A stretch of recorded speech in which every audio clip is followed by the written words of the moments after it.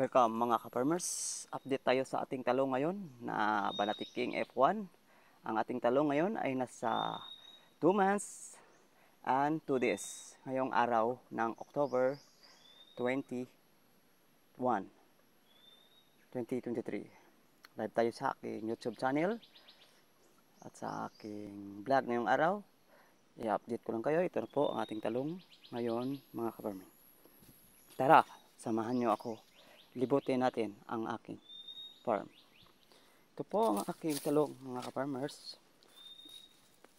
Maraming damo nga eh. Hindi ko nalilinisan pa. Mamayang hapon lilinisan ko ito. In-update ko lang ito mga ka-farmers ang aking talong. Okay na siya. Maganda ang talong ngayon mga ka-farming. Maraming bulaklak. Stable siya. Magaganda ang mga puno. Mga bulaklak, ang bunga, wala pang sakit. Ang ating talong nasa 2 buwan at 2 araw. Okay siya. Maganda ka mga ka-farming. Kasasunod na araw, harbisan na natin itong iba. Yan, mga lalaki na. Maraming mga bunga. Ito po ay hindi topping. Ito ay direct lang at hindi ko po kahit ito. Maganda siya mga ka-farming. Nasa 700 seeds ito. Ang ating talong. Mga ka-farming, maganda.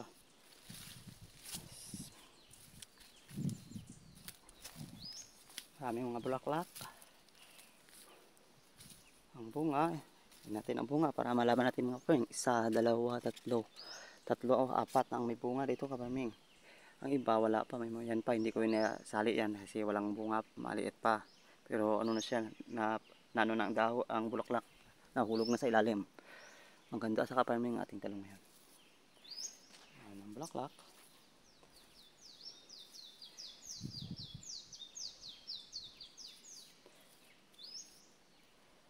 Sobrang ganda mga ka-farming. Ang ginagamit ating abono lang dito mga ka-farming sa ating talong ay 14, minsan 1846, minsan Yaramila, yung bagong abono kahapon, nabunuhan ko ito kahapon, Yaramila at 14 lang po ang ginamit natin, 2 abono lang po mga ka-farming. Malalaki mga bunga mga ka-farming. Ito siya. Hindi ko pa siya nilagyan ng twine kasi busy pa, baka sa sunod na araw lagyan natin ng twine ito. Bawat kabilaan double twine tayo para maganda ang produce ng mga puno, dahon, para ginanito ko to ka-farming kasi malayo ang mga diferensya nila. Tingnan nyo, isang ano ko ito, pag magmalaki na ito dito lang taman, may twine man dito kabila twine, hindi siya maganda ang pag-spray natin kasi malaking space po mga ka-farming ng ating talungan. Ganito ko ito kasi yung sa kabila ko akala ko malayo, pero pag malaki siya mahirap mag-spray. Ito pinaano ko talaga ito, pinararo ko at kaya ganito ang forma natin ng ating talong. Malalayo ang mga difference na mga malayo sila. Ang iba dito nga lang iba yan pagtanim pero akin malalayo sa gitna.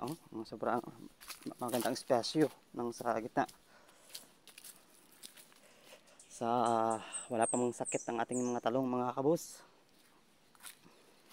Wala pa. Maganda mga bulaklak natin.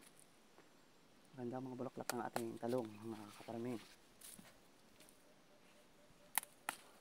Ang ganda.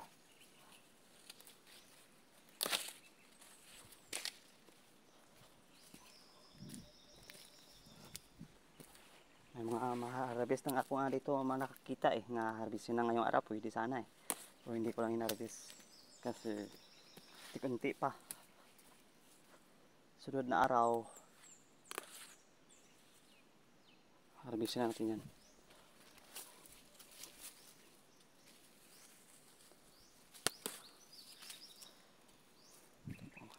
At sa pag-spray naman mga ka-farmers, ang ginagamit natin dito ay gold lang.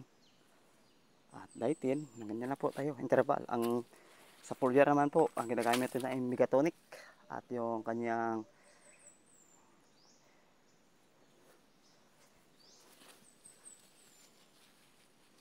maganda naman ang talong yun mga kabus.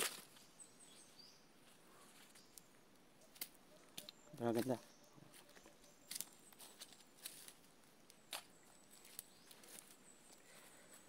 Mga estimation ko to mga December. Marami na tayong ma-harvest nito mga farmers sa ating talong. Maganda ang mga puno. Maganda mga farming. Tingnan nyo, sa 2 buwan at 2 araw pa lang nating talong. Maganda na ang epekto. Maraming ramo kasi hindi ko pa nilinisan. Maya linisan natin to. Maganda sa kaparming. Maganda ang ating pag-aabono, pag-spray, at higit sa lahat, maintinado natin ang ating mga tanim. Ganyan lang tayo mga ka-farmers, dapat maintinado natin ang ating tanim. Huwag pabayaan na mapasok ng mga white fly, aphids, mites, at stem borer, fruit borer. Dapat hindi sila makapasok sa ating talungan. Kapag makapasok yan, wala tayo. Maliit ang kita kasi pinasok na ng mga stem borer at fruit borer ang sa fruit borer naman pinasok niya kasi hindi na maibibinta. Kaya farming, dapat maintinado tayo sa ating tanim. May-ari, maintinado tayo.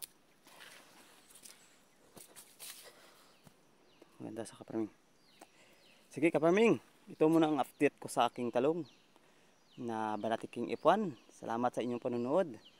At huwag niyong kalimutan mag-like, mag-share, mag-comment. At din po aking bell button para updated po kayo sa video ko na i-upload. Thank you. Happy kaparming. I love you.